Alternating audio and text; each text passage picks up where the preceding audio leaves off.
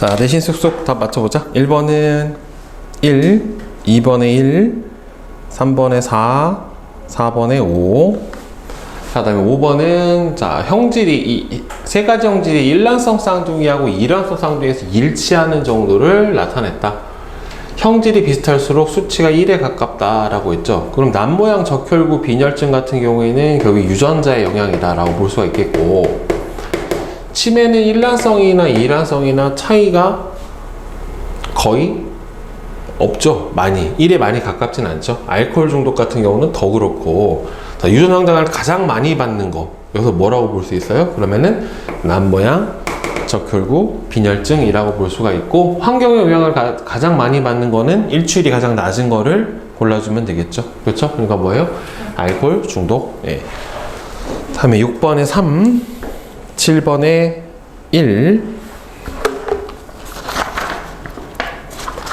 그 다음에 8번에 4, 그 다음에 유전자형을 확실히 알 수 없는 사람을 골라라 라고 했는데, 지금 여기서 보면은 미맹인 사람이 요 사람이 미맹, 그죠? 그 다음에 누가 미맹이야? 여기서 여기가 미맹이고, 네, 여기가 미맹이고, 네, 이렇게 돼 있네요. 그러면은 유전자형을 확실히 알 수 없는 사람이면은 여기 요 사람은 알 수가 없죠. 그쵸? 왜냐하면 얘는 무조건 정상인데 여기서 미맹이 나온 걸로 봐서는 이렇게 돼 있어야 되고, 얘도 정상인데 미맹이 나온 걸로 봐서는 유전자는 가지고 있어야 되고, 그 다음에 여기도 알 수가 있어요? 없어요? 없죠. 미맹이 안 나왔으니까. 대신에 얘네 둘은 확실하게 라지 t, 스몰 t 이렇게 되겠죠. 여기도 알 수가, 아니다, 얘를 알 수가 있다. 왜냐하면 스몰 t도 무조건 하나 가져와야 되는 거니까. 그러니까 모르는 사람은 여기서 라하고 바하고 둘을 확실히 알 수가 없죠. 그 다음에 10번에 2, 11에 3, 12에 3, 13에 3, 14에 5, 15에 1, 5, 16에 3, 17에 2, 18에 3, 19에 2, 20에 2번. 자, 다음에 21번. 자, 사람의 유전 연구가 어려운 까닭을 세 가지만 서술하시오. 일단 첫 번째는 뭐예요? 한 세대가 길다. 그죠? 한 세대가 길다. 그 다음에 두 번째로는 자손수가 적다. 그 다음에 세 번째로는 자유교배가 불가능하다. 그 다음 네 번째로는 뭐 대립 형질이 뚜렷하지 않다. 예.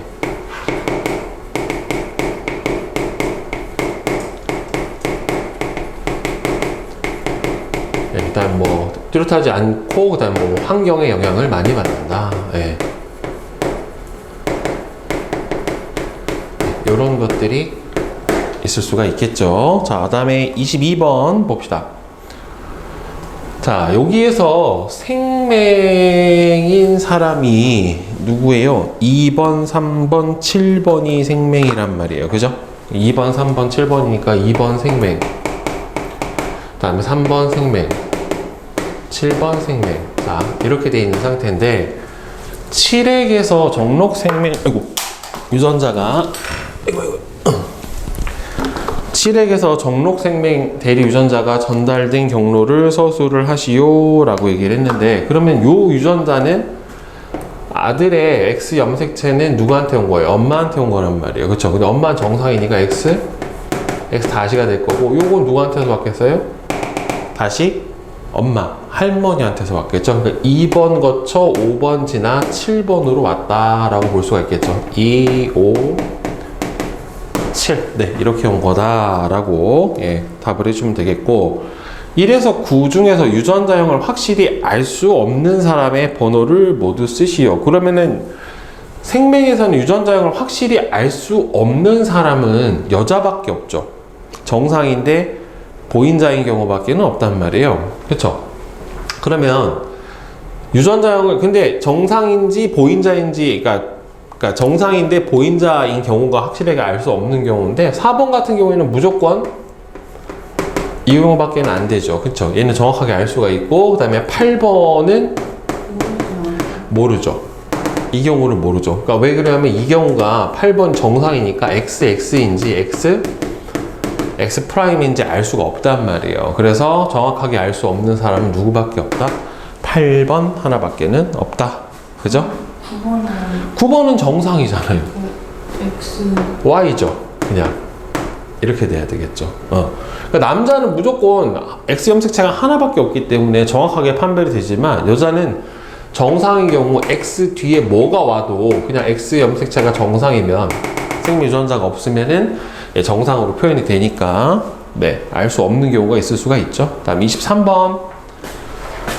자, 어떤 집안의 유전병, 유전 가계도를 나타낸 것이다. 여기서 유전병이 요거인 경우만 유전병이에요. 따라서 정상 부모 사이에서 유전병인 자손이 태어났기 때문에 뭐예요? 열성이다 라고 봐야 되겠죠. 그쵸? 그러니까 이 경우 정상 부모 사이에서 유전병인 자녀가 태어났기 때문에 아버지가 정상인데 유전병을 나타낸 딸이 태어난 것으로 보아 이 유전병 유전자는 상염색체하고 X염색체 중에서 어디에 있는가? 이 경우는 상염색체에 있는 경우입니다. 왜 그러냐면 이게 열성 유전이라고 얘기를 했고, 만약에 이게 반성 열성 유전이면은 유전병 인자를 스몰 a, 정상을 라지 a라고 뒀었을 때 얘가 이렇게 되어야 된단 말이에요. 그러면 엄마는 X 염색체 위에 이렇게 갖고 있으면 엄마는 정상이고 있을 수 있는데, 아버지는 이렇게 되면 무조건 뭐가 나와야 돼요? 유전병이 나와야 돼요. 근데 아버지가 정상인 걸로 봐서는 반성 유전이 아니라 뭐다? 일반 상염색체 유전이다 라고 대답을 해줄 수가 있겠죠. 자, 그 다음에 옆에 실력 탄탄 1번에 4, 그죠? 그 다음에 2번은 표는 새 아이와 그 부모의 ABO식 혈액형을 나타냈는데 기억부터 디귿은 한 명씩의 아이가 있대요. 새 아이와 그 부모를 옳게 짝지어진 것은, 자, 보면은 AB형하고 O형 사이에서는 나올 수 있는 혈액형이 뭐밖에 없어요? AO하고 BO 해서 A형하고 B형밖에 안 나옵니다. 그죠? 그 다음에 A형인데 이게 AA일 수도 있고 AO일 수도 있다란 말이에요. 근데 가장 많이 나올 수 있는 조합으로 본다라고 하면은 이렇게 돼 있으면은 뭐하고 뭐만 나와요? AAOO. 그쵸? 그러니까 두 가지 경우밖에 안 나온단 말이에요, 혈액형이.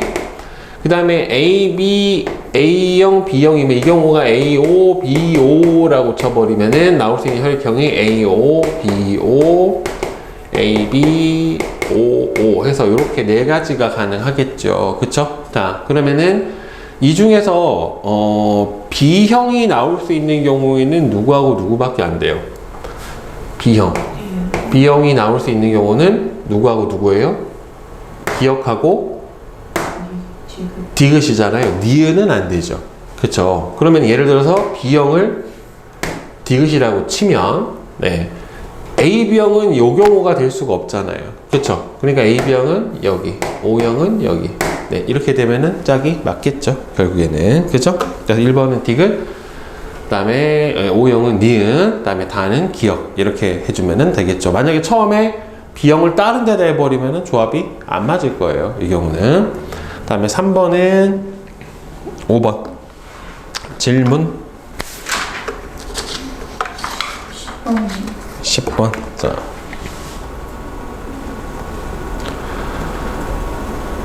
그림은 어떤 집안의 귀지 상태 유전 가계도를 나타낸 것이다. 귀지 상태 유전자는 상염색체에 있어요. 근데 이 중에서 다 젖은 귀지, 부모가 젖은 귀지인데 여기서 마른 귀지를 가지고 있는 자녀가 태어났다란 말이에요. 그죠? 그러니까 얘는 무슨 유전? 상염색체? 열성 유전이다라고 볼 수가 있겠죠. 그러면은 라지 A를 정상이라고 치고, 그 다음에 스몰 A를, 정상이 아니라 마른 기지, 젖은 기지. 얘를 젖은 기지라고 치고, 마른 기지를 스몰 A라고 쳐봅시다.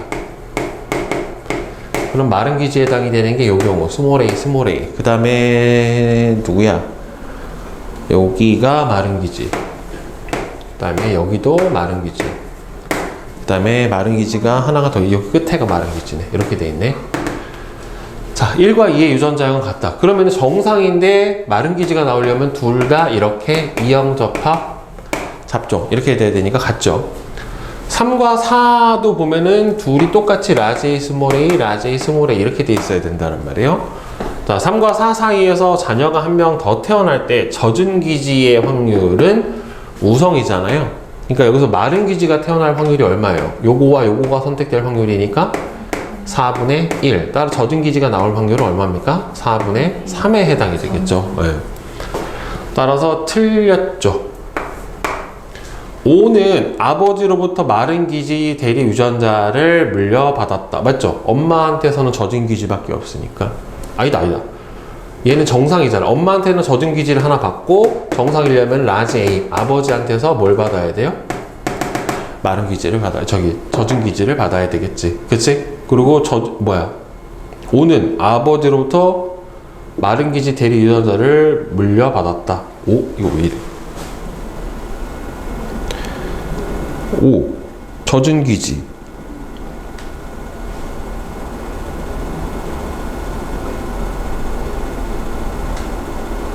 이거 틀렸는데?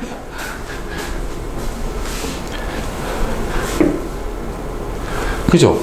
아버지로부터 젖은 기지를 받아야 되죠? 이거 오타인데, 이거 오타 같아요, 보니까. 예. 그러니까 이거도 틀렸다. 이거 마른 기지가 아니라 뭐예요? 젖은 기지를 받아야 되지? 그치? 그 다음 이 가계도에서 유전형을 확실하게 알 수 없는 사람은 누구밖에 없어요. 그래서 얘는 모르죠. 그죠? 그 다음에 얘도 모르죠. 그러니까 둘이죠. 맞고. 부모가 모두 마른 기지가 있는 경우 젖은 기지가 있는 자녀는 못 태어나죠. 왜냐하면 둘 다 마른 기지면은 스몰 a, 스몰 a, 스몰 a, 스몰 a 유전자인데 여기에서 젖은 기지가 나올 수가 없죠. 예. 따라서 답이 두 개가 틀렸네요. 이거는 젖은 기지예요. 네, 이거는 75%가 정답이 되는 거고. 예. 못하 같다 보니까. 네. 또 질문 있어요? 네.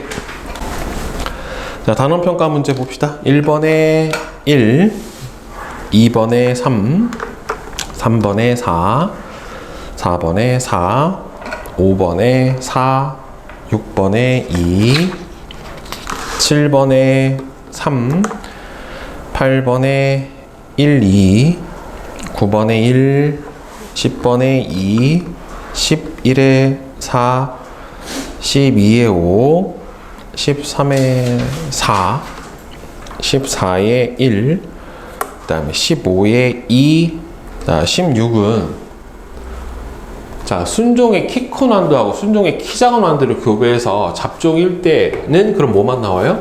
라지 T? 스몰 T만 나와요. 그러니까 잡종일 때를 키 작은 완두하고 교배를 해서 총 1000개의 완두를 얻었대. 그러면 이 중에서 나올 수 있는 유전 조합은 라지 T, 스몰 T하고 스몰 T가 몇 대 몇이 나옵니까? 1대 1이 나오니까 따라서 이론상 500개가 되겠죠. 그죠? 그 다음에 17에 5. 그 다음에 18번은 잡종일 때, 여기는 유전자의 라지 R, 스몰 r, 라지 Y, 스몰 y에 해당이 되고, 따라서 여기서 만들어지는 생식세포 유전자형은 총 4가지가 나오죠. 독립에 해당이 되니까, 라지 R, Y, 라지 R, 스몰 y, 스몰 r, 라지 Y, 스몰 r, 스몰 y. 그래서 이렇게 총 4종류가 나오죠. 19번에 4번, 20번에 4번, 그 다음에 21에 5번, 22는 3, 23에 3, 24에 3, 25에 5, 그 다음에 26번. 자, 그림은 어떤 두 집안의 ABO식 혈액형 유전 가계도를 나타냈대요. 자, 그러면은 지금 A, B형 사이에서 B형이 나오려면 여기서 유전자 B와 여기서 A, O에서 O가 와야 되겠죠. 그쵸? 따라서 가는 AO. 그 다음에 AB하고 AB 사이에서 나온 경우에는 이렇게 밖에는 조합이 안 나오니까 A에 해당이 돼야 되겠고, 이 경우는 BO에 해당이 되겠죠. 그쵸? 네. 그 다음에 27에 3. 다음에 28번은 왜 할아버지가 정록생맹이고, 자, 그럼 왜 할아버지가 정록생맹 x-y예요. 그 다음에 여기서 왜 할머니가 했을 거고, 아버지하고 어머니가 모두 정상이래요. 그 왜 할아버지에서 나온 엄마가 정상이라는 소리는 결국에는 외할머니한테서 정상 유전자를 받고, 외할아버지한테는 생명 유전자를 받아와야 되죠. X염색체 하나는 무조건 아빠한테 받아야 되니까. 그 다음에 아버지도 정상이래요. 그럼 아버지 유전자형은 X, Y가 됩니다. 자, 여기에서 태어난 아들이, 그러니까 아들일 확률이 없는 거죠. 태어난 아들이라고 정을 해놨기 때문에. 따라서 아들이 태어나면은 X'Y던가 XY던가 둘 중에 하나니까 결국에는 정록생명일 확률은 몇 %다? 50%다? 네, 이렇게 되겠죠? 자, 29번 그림은 동물세포와 식물세포에서 세포질 분열이 일어나는 모습을 순서 없이 나타냈대요. 식물세포는 세포벽을 가지고 있는 가에 해당이 되겠죠. 자, 일과 같이 생각한 까닭은 가 같은 경우에는 뭐가 있어요? 세포벽이 존재하고, 그 다음에 세포질 분열 시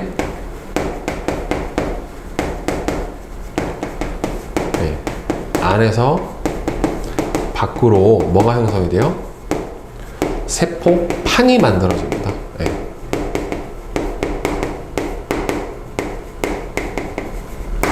세포질 분열 시 안에서 밖으로 세포판이 형성이 됩니다.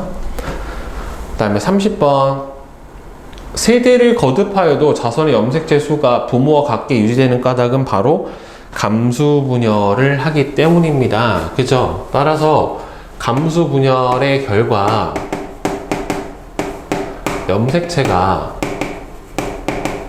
염색체의 수가 체세포의 얼마인? 2분의 1인 생식세포가 형성이 되고, 각 생식세포에 뭐가?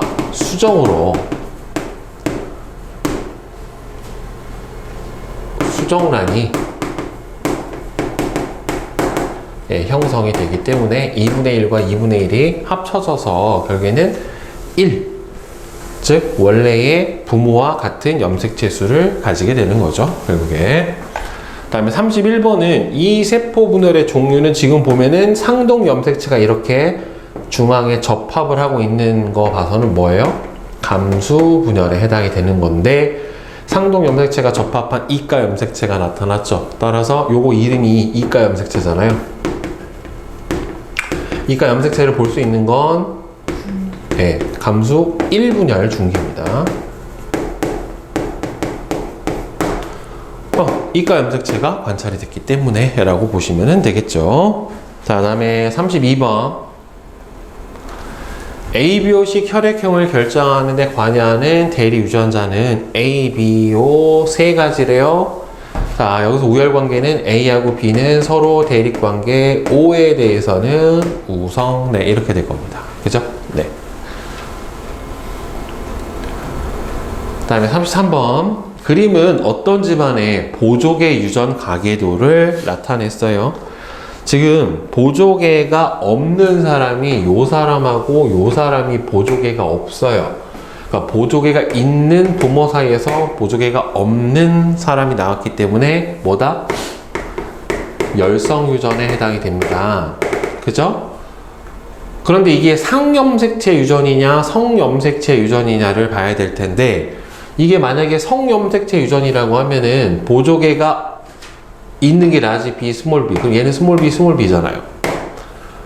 만약에 엄마는 있고 없는 유전자를 이렇게 가질 수 있지만 아버지가 성염색체 있으면은 이렇게 돼서 아버지도 보조개가 어떻게 돼야 돼요? 없어야 된단 말이에요. 근데 있는데 나왔으니까 열성은 맞는데 뭐다? 상염색체 열성이다. 그러니까 여기 부모가 라지 B, 스몰 b, 라지 B, 스몰 b. 여기 스몰 b, 라지 b, 스몰 b. 얘도 라지 b, 스몰 b, 얘도 라지 b, 스몰 b. 네, 이렇게 되겠네요. 자, 그러면은 가의 유전자형은 어떻게 돼요? 라지 b, 스몰 b에 해당이 될 거고, 가는 아버지하고 어머니로부터 보조개가 없는 스몰 b 유전자, 아버지로부터는 보조개가 있는 라지 b 유전자를 받았겠죠? 다음에 34번. 그림은 수인의 집안의 유전병과 ABO식 혈액형 유전자의 가계도를 나타낸 것이다. 유전병 유전자는 어디 있대요? 성염색체에 있대요. 그 다음에 혈액형은 어디 있어요? 상염색체에 있다란 말이에요. 자, 근데 성염색체에 있는데 보면은 지금 부모 둘 다 정상인데 아들이 뭐가 나왔어요? 유전병이 나왔어요. 그쵸? 그러니까 일단은 무슨 유전이에요? 성염색체인데 열성 유전이에요? 우성 유전이에요? 이렇게 돼버리면은 열성 유전이다 라고 볼 수가 있겠죠? 네. 따라서 아버지는 XY, 얘는 X'Y. 따라서 엄마가 X' 이렇게 보인자에 해당이 되겠죠? 그 다음에 여기, 뭐야? 잘못 썼네. 얘가 X, Y, 엄마 X, 이렇게 되겠고, 그 다음에 여기도 어떻게 돼요? 정상이잖아요. 그죠? 6번도. 근데 수희가 유전병이 X'이 나온 걸로 봐서는 엄마 보인다죠? 수희 엄마도. 그죠? 그 다음에 외할아버지 XY, 외할머니 그럼 X' 이렇게 돼야 된단 말이에요. 따라서 요 수희에게 유전병 대리 유전자가 온 거는 누굴 거쳐서? 할머니한테 받았죠. 2번 거쳐서 5번 거쳐서 수희한테 온 경우, 그 다음에 4번 거쳐서 6번 거쳐서 수희한테 왔다. 이렇게 봐야 되겠지. 수희가 그러면은 지금 O5하고 B5 사이에서 수희가 태어났기 때문에 수희의 혈액형은 B형이고 B5형이란 말이에요. 그러면 수희가 정상인 AB형의 남자랑 결혼했대. 그러니까 수희는 B5형, 남자가 AB형, 수희는 유전병 X', 정상 XY예요. 자녀를 낳았을 때 자녀가 유전병을 나타내면서 B형일 확률이에요. 자, AND면은 곱입니다. 두 확률의 곱. 자, 따라서 B형이 될 확률이 여기서 이렇게 되는 경우랑 이렇게 되는 경우랑 두 가지가 나타나죠. 그렇죠? 따라서 B형이 될 확률 얼마? 2분의 1이죠. 그 다음에 여기서 유전병을 나타낼 확률은 아들은 무조건 뭐가 됩니까? 유전병이 나올 수밖에는 없죠. 그렇죠? 그러니까 Y 염색체만 선택이 되면 되잖아. 이렇게 되는 경우, 이렇게 되는 경우 따라서 얼마예요? 2분의 1. 그러니까 총 4분의 1, 25%에 해당이 되겠죠. 네. 그 다음에 정록생명이 여자보다 남자에게 더 많이 나타나는 까닭은, 일단 정록생명은 무슨 유전이에요? 열성 유전이고, 어디 있어요? 유전자가 X 염색체에 존재를 하기 때문에, 이거 처음에 설명을 했죠. 반성유전 설명을 할 때. 그죠? 여자는 X 염색체가 2개이기 때문에 따라서 열성 유전자를 가지고 있더라도 안 나타날 수 있는 확률이 있지만, 남자 같은 경우에는 무조건 어떻게 유전자만 갖고 있기만 하면 나오죠. X 염색체가 하나이기 때문에. 그쵸? 네. 자, 역학적 에너지 전환과 보존 봅시다. 이게 이제 3단원에 나왔던 일과 에너지의 연장선에 해당하는 단원에 해당이 되는데, 그때 잠깐 앞에서 정리를 해보면 이 일이라고 하는 건 뭐와?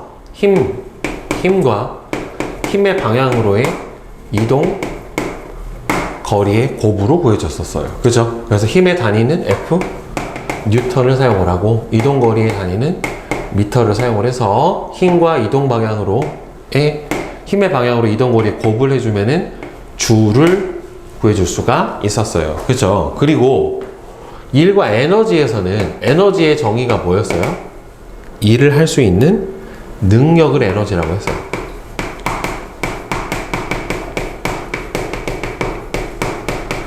그리고 일의 단위도 뭘 씁니까? 줄을 쓰고 에너지의 단위도 줄을 써요. 그래서 일을 받은 만큼 뭐가 늘어나고 에너지가 늘어나고 일을 한 만큼 에너지가 줄어들게 됐었어요. 그죠? 그러면 역학적 에너지, 앞에서도 운동 에너지하고 위치 에너지라고 하는 거는 배웠었습니다. 여러 가지 에너지 단어를 하면서. 그죠? 그래서 역학적 에너지는 물체가 가진 위치 에너지하고 운동 에너지의 전체 합을 역학적 에너지라고 해요.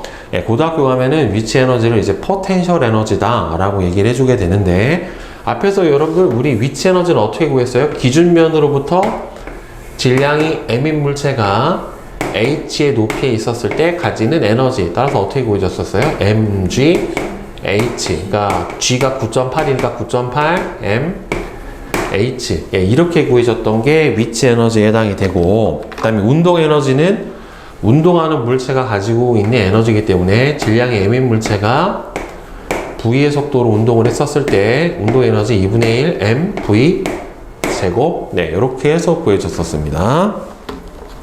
그래서 역학적 에너지는 어떤 물체가 가지고 있는 이 위치 에너지와 운동 에너지의 전체 합에 해당이 되는데, 물체의 높이가 변하는 운동을 할 때, 즉 물체가 높이가 낮아지게 되면 위치 에너지가 운동 에너지로, 또는 낮은 곳에서 운동하고 있는 물체가 높은 곳으로 올라가게 되면은, 예, 운동 에너지가 위치 에너지로 전환이, 네, 일어나게 됩니다. 그래서 옆에서 보면 자유낙하, 즉 정지하고 있는 물체를, 예, 잡고 있다가 중력으로만 운동하게 그냥 떨어뜨려 버리면 점점 속도가 어떻게 됩니까?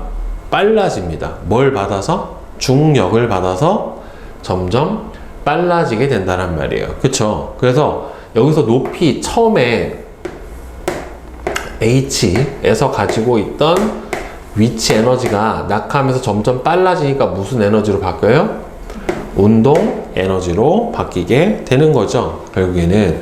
그러니까 중간에 여기서 감소한 무슨 에너지만큼 높이가 낮아졌으니까 감소한 무슨 에너지가, 위치 에너지가 다 무슨 에너지로 바뀐다? 운동 에너지로 전환이 일어나게 된다. 그러면 완전히 바닥에 닿게 되면 기준점으로 내려와 버리면 위치 에너지가 0이 되잖아요. 그러면 운동 에너지가 전부 다 위치 에너지가 운동 에너지로 바뀌게 되는 거고, 중간 정도로만 내려오게 되면은 감소한 위치 에너지만큼이 뭐가 되는 거다?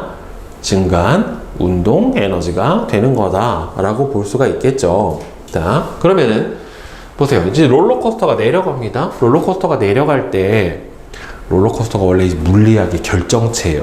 네. 우리나라는 못 만들어요. 롤러코스터 아직. 네. 물체의 높이가 내려갈 때는 낮아져요. 그럼 위치 에너지가 줄어들게 되고, 물체의 속력은 대신에 점점 빨라지니까 운동 에너지는 늘어나게 됩니다. 따라서 위치 에너지가 운동 에너지로 바뀌는 전환 과정이 일어나게 되고, 거꾸로 올라갈 때는 물체의 높이가 높아져요. 그러니까 위치 에너지는 늘어나게 되고, 물체의 속력은 점점 느려지니까 운동 에너지는 어떻게 됩니까? 점점 줄어들게 됩니다. 그러니까 운동 에너지가 뭘로 바뀐다? 예, 위치 에너지로 바뀌게 된다라고 하는 거예요. 자, 그러니까 여기서는 속력이 0인 거에서는 위치 에너지밖에 없죠. 운동 에너지가 0이죠. 완전히 바닥으로 내려오면은 여기서는 운동 에너지밖에 없죠. 기준점에 있으니까 위치 에너지가 없단 말이에요. 근데 중간쯤 오게 되면은 어떻게 되는 거예요? 위치 에너지도 있고 운동 에너지도 같이 가지고 있는 상황이 되는 거란 말이에요. 그러면 여기서 제일 중요한 법칙, 역학적 에너지 보존의 법칙이라고 하는 게 나타나게 됩니다. 자, 공기 저항이나 마찰이 없을 때 운동하는 물체의 역학적 에너지, 즉 위치 에너지와 운동 에너지의 합은 항상 어떻다? 일정하게 나타나게 된다라고 하는 거예요. 즉 마찰에 의한 열 에너지의 손실이 없다라고 하면은 전체 역학적 에너지는 항상 보존이 돼요. 왜 그러냐면은 에너지는 새로 생기거나 아니면 없어지거나 하질 않아요. 그러니까 에너지의 총량은 항상 일정하게 보존이 됩니다. 그래서 처음에는 위치 에너지가 100, 운동 에너지는 0. 완전히 바닥으로 내려오면은 운동 에너지가 100, 위치 에너지는 0이 되는 상황이 되는 거고, 중간중간에 내려오면 내려올수록 어떻게 돼요? 위치 에너지의 비율은 줄고 운동 에너지의 비율은 늘어나죠. 근데 어느 위치에 있더라도 이 두 에너지의 합은 항상 어떻게 나타난다? 같게 나타난다. 같은 운동 과정에서 위치 에너지와 운동 에너지의 합인 역학적 에너지는 항상 어떻다? 같다라고 하는 겁니다. 그러니까 결국에는 이렇게 보면 되겠죠. 0에서 A까지 내려오면 위치 에너지가 어떻게 돼요? 줄었죠. 얼마만큼 줄었어요? 원래 갖고 있던 에너지는 9.8 mH만큼 갖고 있었는데 여기서 얼마를? 9.8 mH1만큼의 에너지를 갖게 되죠. 그러면 위치 에너지가 얼마만큼 줄었어요? 9.8 mH-H1만큼이 줄어들었잖아요. 이 감소한 위치 에너지가 뭐가 되는 거예요? 증가한 운동 에너지가 되는 겁니다. 즉 한쪽의 감소량만큼 반대쪽은 반드시 증가할 수밖에 없어요. 그래서 항상 어떻게 된다? 총량은 일정하게 나타나게 된다라고 하는 겁니다. 알겠죠? 그래서 이거를 보면은 이 그래프를 그려볼 수가 있는데, 자, 높이 이거를, 그러니까 질량이 m인 물체가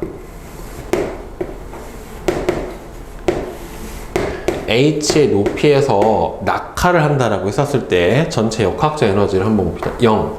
이게 에너지예요.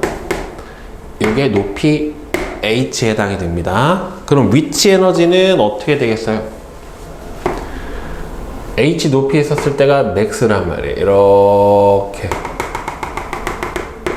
네, 이게 위치 에너지예요. 이 p. 예, 이게 위치 에너지. 자, 그럼 운동 에너지는 어디서 최대? 운동 에너지는 어디서 최대? 높이가 0인 지점에서 최대가 나타나겠죠. 근데 그 누구랑 똑같아야 돼요? 이때 갖고 있는 위치 에너지하고 똑같아야죠. 대신 높이가 최고점에서는 운동 에너지가 0이 나타나야 되겠죠. 그렇죠. 그러면 요거는 뭐가 돼요? 이 K, 운동 에너지. 이 합은 어때요? 요거와 요거의 합, 여기서도 여기와 여기의 합, 여기서 요거와 요거의 요 에너지와 요 에너지의 합은 전체 역학적 에너지고, 역학적 에너지의 합은 어디서는 어떻게 돼요? 다 똑같아야 되죠. 그렇죠. 여기는 이렇게 전체 합은 같다. 맨 위에가 이게 뭐다? 역학적 에너지다.